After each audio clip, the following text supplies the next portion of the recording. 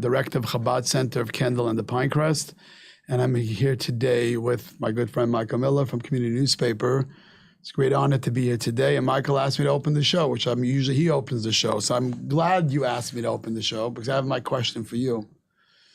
As someone that's been in the news industry your whole life, you grew up in the news industry, and you're Jewish, your wife is Jewish, your children are Jewish, your grandchildren are Jewish. How has this month since October 7th been for you?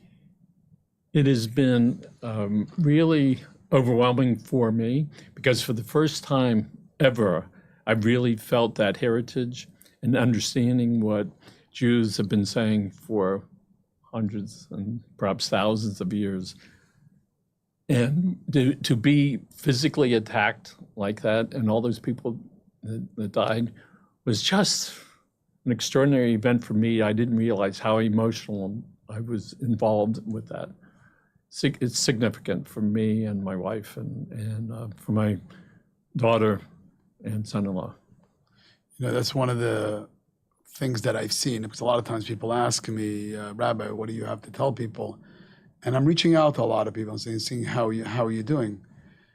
And, you know, people always ask me, do you have any relatives in Israel? And I say, yes, I have 7 million relatives. And people, cute, but it's the truth.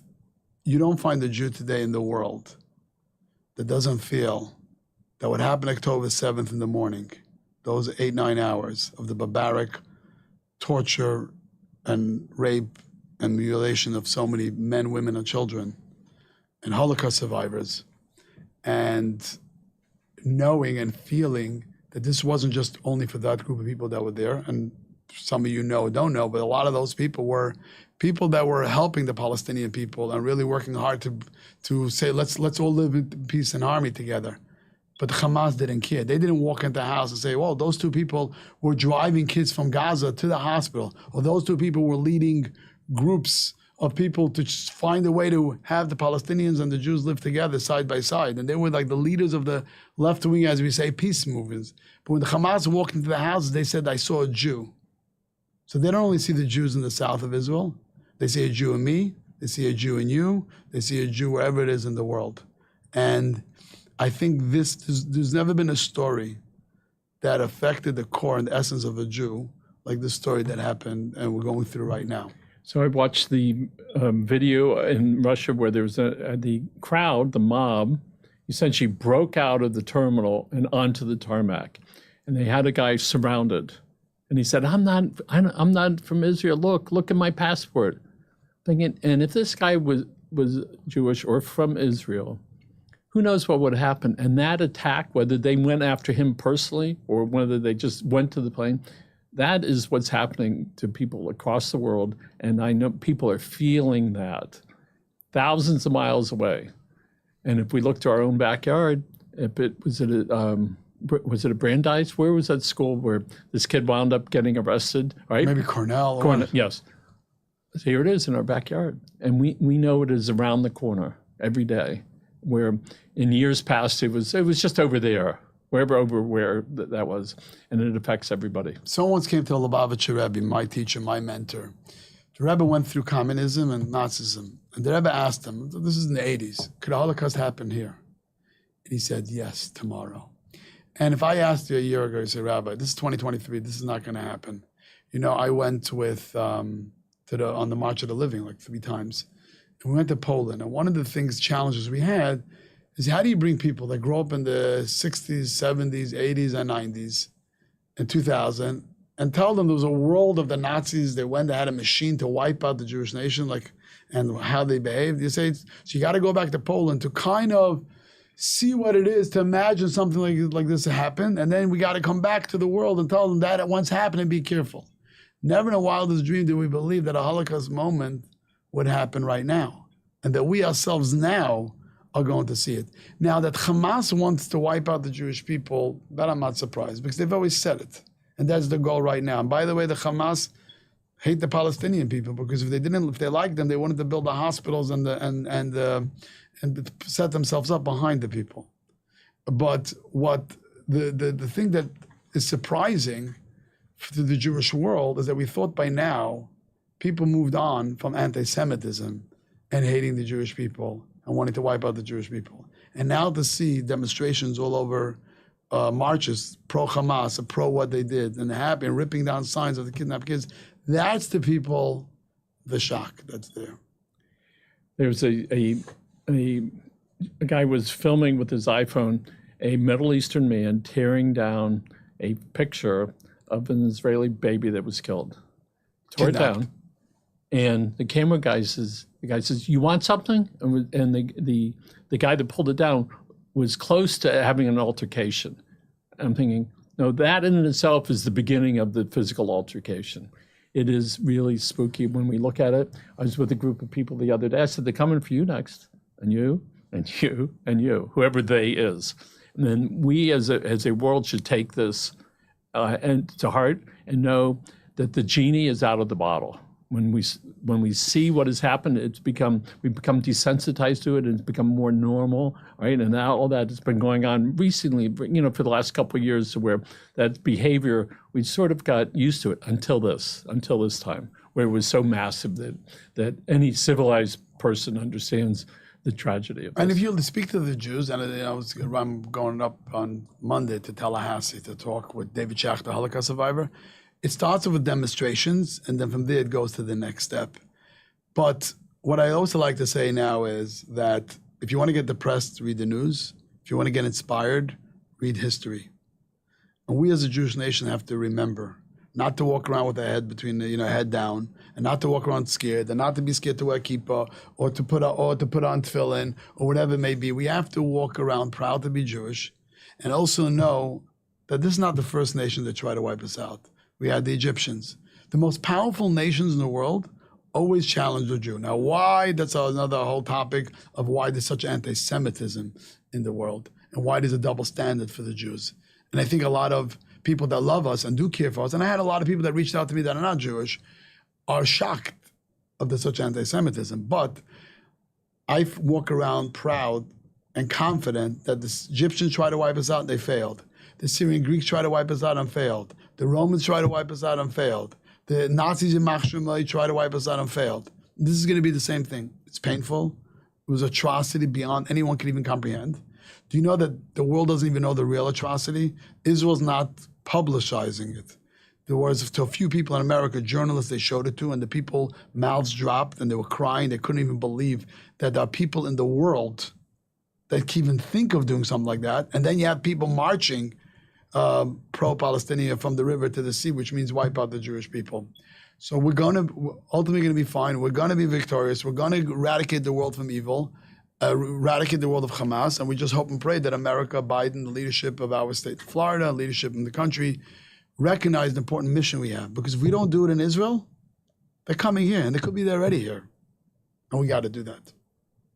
So on one hand, it's pretty depressing and scary, but on the other hand, we walk around confident, proud. I want to bring another point, Michael, that there was a lot of things going on in Israel before this whole story, a lot of infighting. I've never seen the unity that we see right now. All Jews all over the world came together, united as a nation, realizing that what's going on now is not just fighting, making sure that Gaza, but it's really fighting for the survival of Israel and fighting for the Jewish people all over the world.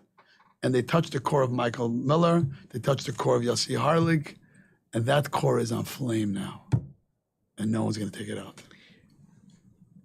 People that are Jewish get a lot of it. People that are not, that don't have it in their soul, right? I get it that they don't get it, as I might not get what they're talking about, something in whatever country that their forefathers are from. And so it's certainly not my position to say, tell them what they should do, tell them what they should think, but let them become a little bit more aware of what actually is going on. So one of the things that people constantly bring up to me is, are all Palestinians Hamas? And sometimes people tell me that they are, and other people say, no, there's a lot of Palestinians that are not involved in that, but they're in that same sort of family. How does people understand that not everybody from that region is bad, right? How do you separate that? The good people that are there, that are not anti-Jewish, that are just there, that are being suppressed by Hamas. Right. So if you ask me the numbers, some people say, I believe 98% of the people, I'm not saying people say, 98% of the Palestinians in Gaza were dancing for joy the day that they killed Jews. There's a recording of a Hamas member calling his parents excited like you'd think he won the lottery. Did you hear that recording? No. That he just killed 10 Jews with his own bare hand. And the husband and the father calls the mother, come quick, come. That's the recording that went around because he actually called from one of his victims' phones. So they have the recording. Like you think it was the biggest, he won the lottery ticket. You think he won the lottery ticket. That's how excited the parents were that he murdered Jews. Hamas and a lot of the Islamic Jihad and all those organizations brainwash and teach and educate the children of the next generation that killing a Jew is the greatest thing. How much percent of the Palestinians in Gaza celebrate and are happy and would love to wipe out the Jewish people? I couldn't tell you. There's definitely a percent of them. No one really knows unless you have friends and you can find that. There are people that get up, you see on social media, and talk about against Gaza, Hamas, and saying you're destroying Gaza. So there is a percentage. I can't give you the percentage. When 9/11 happened, and we saw people in different parts of the world celebrating that, I mean, they're celebrating that thousands of people died, like it was like target practice or something. And when we look at the impact this is having in the civilized world, this is significant for everybody, and it affects everybody in one way or another. And the thing that I'm most concerned about is the change of our behavior on how we conduct our lives here in the United States from a terror point that you're afraid to. I think that's something that we have to be cautious of ourselves. When 9/11 happened, I was in September. The end of October, I was scheduled to run the New York Marathon. 6 weeks later, I said, if I don't go, they win. And I had to keep reminding myself that you have to go, because if you don't go and you put yourself in the back bedroom, right, that you're going to lose. So this is time for people to speak up, and we have to do it consistently and all the time, and share it with as many people as possible. So we gained some strength. That a while ago, Levi Meyer was here with Adele Sandberg. She ended it with, are we our brother's keepers?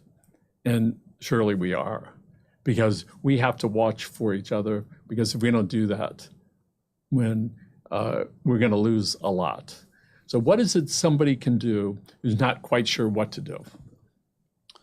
Great question. So we all are in the war.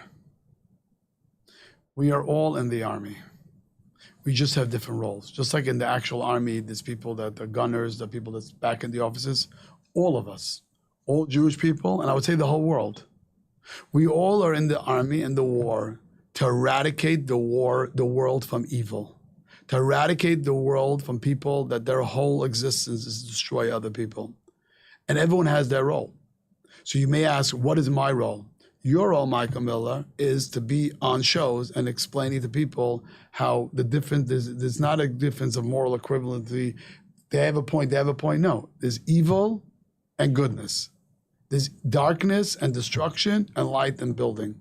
Of course, no one's perfect, we all make mistakes, but we can't make that mistake. So you as a journalist, you as a running community newspaper is teaching people and messaging to people. There's such great videos out there that people explaining the facts. There's so much lies and misinformation out there.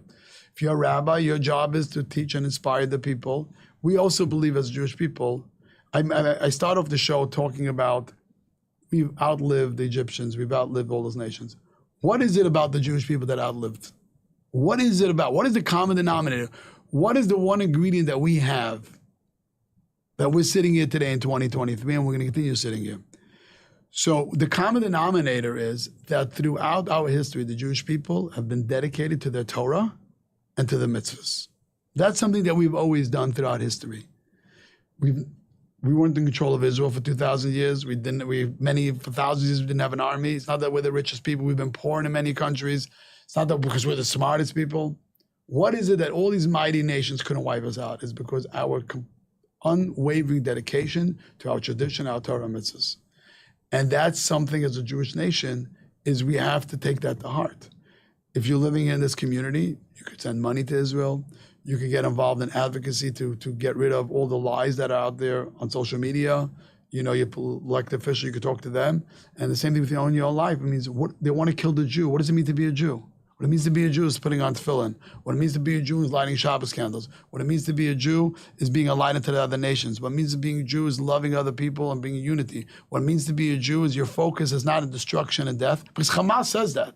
Hamas themselves says, we value and idolize death, and we know the Jewish people love life and building and life, and that's what we want to do. And that's what we have to continue doing. So if you're watching the show, you say, what could I do?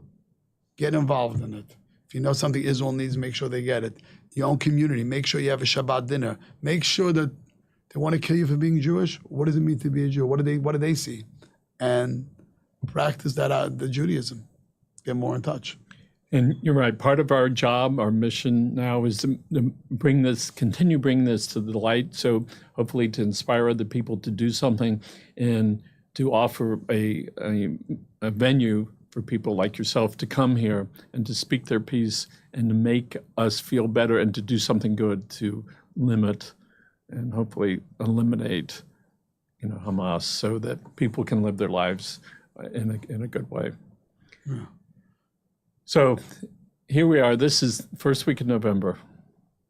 Who knows how long that war is going to go on? But long after that violence stops, it actually is still going on.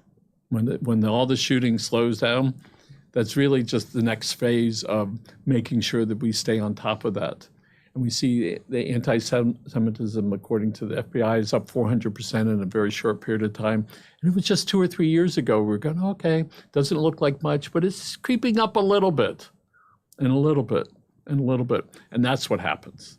And so hopefully soon there'll be some sort of, I don't know what the resolution, I have no clue what it looks like. And there's lots of news sources, and people should watch, listen, participate. And if they want really good information, go to your local spiritual advisor and talk. One of the things that comes to my mind as we're talking, during the marches in St. Augustine in the 60s and across the country, when the blacks were fighting for their lives, well, who did we see? We saw a lot of rabbis, and we saw a lot of spiritual leaders that were there because they had been so suppressed, and they understand what that's like. And so, and when I look at this, what's happened to the Jewish people now, there's some people that aren't concerned about their own beings. They should be. And as we fight development in horse country, we fight not just in horse country to keep out certain development. We go to other areas and help them keep out the things that they don't want, because we understand it's in that unity that it creates strength, sends a message to the county, the state, to Washington, and across the world that this is a strong group of people. So my hat's off to you and the other religious leaders that are out there and speaking their minds. No, listen, I think it's important that we stand up, and you spoke about it. I remember it was October 13. Hamas put out a bulletin to come after Jews all over the world, right? So some people have morning services every day, and some people were scared to come that morning to services. I said, if you're going to, like the point you said, if you're not going to show up to services, you're giving in to the terrorists. What do terrorists want? Why did they take all those videos? They wanted to scare us. And we tell them, you're not going to scare me. I'm in pain. I'm sad, but I'm going to continue living my life, walking in the streets with my kippah on and my beard, never back down, never will put on a cap to hide my identity. This is who I am. I am proud to be a Jew, and I'm going to live my life as a Jew. I'm not going to change it one iota. If anything, I'm going to be more Jewish and more dedicated to that. And I think that is something that we have to walk around with that confidence and not give into that. On 9/11, around that time, there's a pile of rubble and all those people were dead. And I think it was an image of George Bush and somebody else on top of the pile. And although I was not a supporter of him, that day, that moment, I was there. In my soul, that he was there. And that we said, we recognize what is going on, and we have to stand together as we did then and as we need to do now. I mean, thank God we have that. Thank God, I said there's a lot of great people. I go to Publix or Mylims or other places, Starbucks. People come over to me, Rabbi, I don't know how they know I'm a rabbi, but Rabbi, I don't know either. they say, Rabbi, we're there for you. Rabbi, Israel has to finish off the job. So I've, thank God, gotten a lot of positive comments. I don't want people to think, it's a dark world out there, but it's very disappointing on the college campuses and demonstrations that are going on, and they're feeding in and allowing that. But we've had a lot of positive encounters with people. What I hope that law enforcement and the government officials, when they see this happening here, they have to get on top of this like immediately. And they arrested that young man for threatening those people. And school class mentioned thousands and thousands of people were impacted because of what this guy was saying. And the law enforcement has to deal with this stuff immediately. And because we know if they don't, and it gets into the soul of some people, they're going to just drift away for a while. We know that a lot of people are affected by it. They have compassion fatigue, and everybody can get to that point. And so if they are just tired of caring because it hurts so much, one of the ways you can get over it is by being involved and by doing something and being around other people that are participating in this. It's a great story. Rabbi Lau, the former chief rabbi of Israel, after the Yom Kippur War, it was a very down time for the Jewish nation. They lost 2,700 soldiers. It was a very dangerous time. So the Rebbe asked the Rabbi Lau, what's the mood in Israel? So he said, the mood in Israel, in Yiddish, he said, is was geht sein? What's going to be? What's going to be? So the Rebbe said, a Jew doesn't say what's going to be. A Jew says, what am I going to do about it? And that's what we do. We go straight into action. I can tell you, I'm on these WhatsApp chats, just of positive stories. It's unbelievable.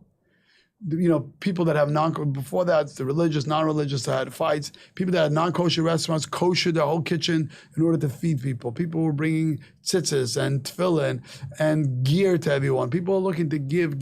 That's what the Jewish people are. We're giving, give. That's what we're looking to do. And that unity of dancing together and loving each other and caring for each other and finding that we're going to win this war and we're in it together, that's something that I've never experienced. Something so beautiful is happening now also that we've never seen it. Hamas woke up something in the Jewish people that we can never have done it on our own. They say 2 Jews, 3 opinions? It's not that. It's all out the window right now. Right now there's a tremendous love and care and dedication. Well, we see that people are donating their time, energy, assets. And a lot of it is get involved in whatever works for you and your synagogue or in whatever institution, whatever charity is going to help you feel better about this, that you can participate and try to help some people. And I hope across the world that even if they don't want to give to this in particular, give to a place that can help somebody. Correct. Whatever that happens to be. Correct. And then also get your facts. There's so much misinformation there. And so many slogans that people say. There's great educational videos that you could learn and listen to the facts so you can know the facts yourself. I have staff, not everyone's Jewish for me, and they ask me questions at the beginning. They try to understand because most people, you're in the news business, but most people are not following world news on a daily basis. But there's a lot of facts to understand and misinformation that's out there. It's important to give it out. And the other thing is I try to encourage people, let's not get into depression and get worried. We have to have, antennas up. Here in America, we're blessed. I could say there's a lot of people that were, supporting us and get it and realize that Israel has to do what they're doing. And we're going to stand with Israel.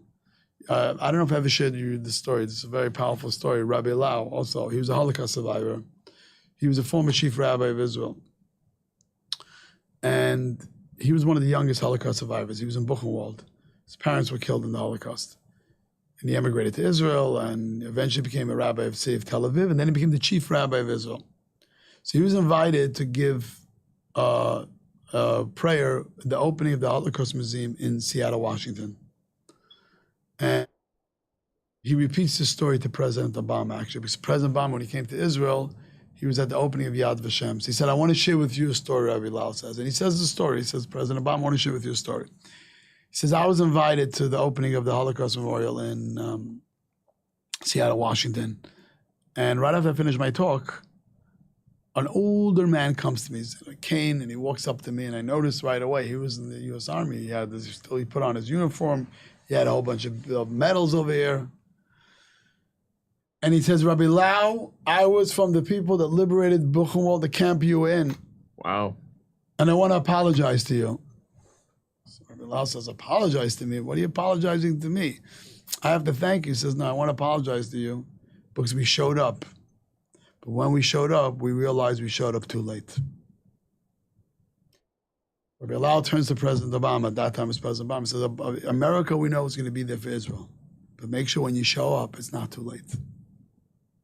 So now America is standing with Israel. America gets it. It's not just about a little squabble in the South. These are people that bent out of shape. Not only they killed Jews in Israel, they killed Jews, wipe out the Jewish people all over. America showed up. And our message to our government in America, our message to our state, our message to everyone, you're going to show up. But make sure you stay with us, that you don't leave too early, and then it'll be too late. How many Jews are in their entire country, in the United States? There's 15 million Jews all over the world. As far as I understand, there's 6 million in Israel, 6 million here. So most between, 6-7 million. So approximately half the Jews in the world are in Israel. And that half was attacked, and then the other half across the world were attacked because it's in the soul. Well, are we going to do something here? Yes. So we're going to do it on the screen. So one of the things the Lubavitcher Rebbe always spoke about is each time we do a mitzvah, not only you're helping Michael Miller, but you're helping Jews all over the world because we believe that the spiritual and the physical are connected. So we're going to put on tefillin, which is something here you can put on your kippah. I got your Chabad and French circle kippah. Yeah. And this is tefillin. Tefillin, Michael, this is for Jewish people, men wear it. In the tefillin is written part of the Bible. It says, here is the Lord is the God, the Lord is one. You should love your God with all your heart, with all your might. And you should connect the time into your hand and your head to connect the intellect and your emotion to God. To reminding us, as difficult and as dark as the days are, God is with us. God is guiding us. To understand why this happened, we can never understand, but we still know that God is with us. So let's do that. You're righty or lefty? I'm right. Roll up your left sleeve. We're going to put on tefillin.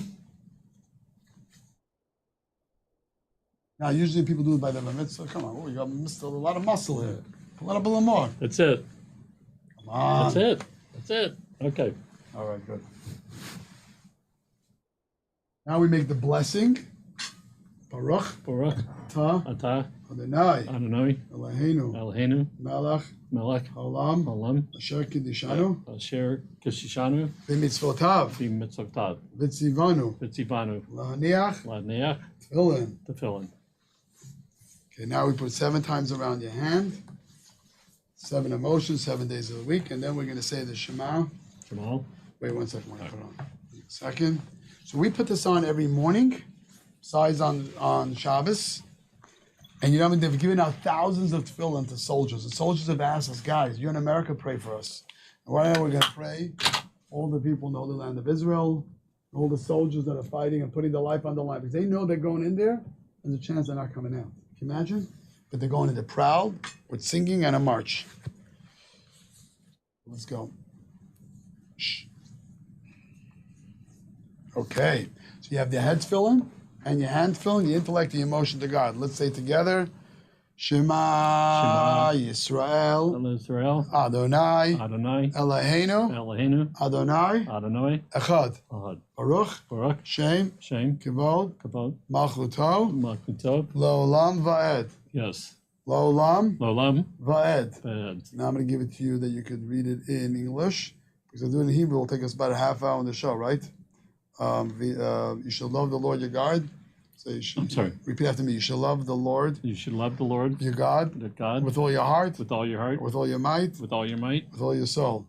And all your soul. You should teach them to your children. You should teach it to your children. When you lie down. When you lie down. When you rise up. When you get up, rise up. And when you go on the way. And when you go on the way. On the way. Let's get it here. You should love the Lord your God. You want me to read this again? Yeah, read it down. Okay, you should love the Lord your God with all your heart, with all your soul, and all your might. And these words which I command you today shall be upon your heart. You shall teach them thoroughly to your children, and you shall speak of them when you sit in your house, and when you walk on the road, and when you lie down, and when you rise. You shall bind them as a sign upon your hand, and they shall be a reminder between your eyes. And you shall write them upon the doorposts of your house and upon your gates. Beautiful. May God bless you. May God bless you. No, I'm giving you a okay. blessing now. Okay. God bless you. God watch over all the 245 people that were kidnapped in the land of Israel. God should watch over, God should watch over all our soldiers that are fighting the good war, all the people in Israel, all the people that are being affected by Hamas in a negative way, and the terrorists in a negative way, to get rid of the evil, that we should live in a peaceful and a beautiful world. Oseh shalom bimramav. Oh, yes, shalom. Beautiful. Made the blessing. Take off the tefillin. Put it down over here. And now your blessing and your mitzvah brings holiness to the world, brings protection, brings blessings, and shows that connection. In spite of the darkness, we still want to do the right thing. Beautiful, Michael. Okay. I think we're going to call it a show. Yes, we'll call it a show. I want to thank. Do I have to end the show now? Yeah, sure. So we want to hear closing remarks from Michael Miller. That's what you always do to me. Well, Rabbi, you do it to me every time. I'm so delighted to be your friend and to share this with lots of folks. Thank you so much. Great seeing everyone. And we want to pray that, Michael, our next shows could be shows of positivity, good things, and God should make a miracle, just like, miracles of things disappearing. This pain and suffering that's going on in the world should disappear. And we could talk about building campuses and all the good things and not have to deal with these kind of things. Am Yisrael Chai. God bless you all. And God bless the United States of America. Thank you, Rabbi.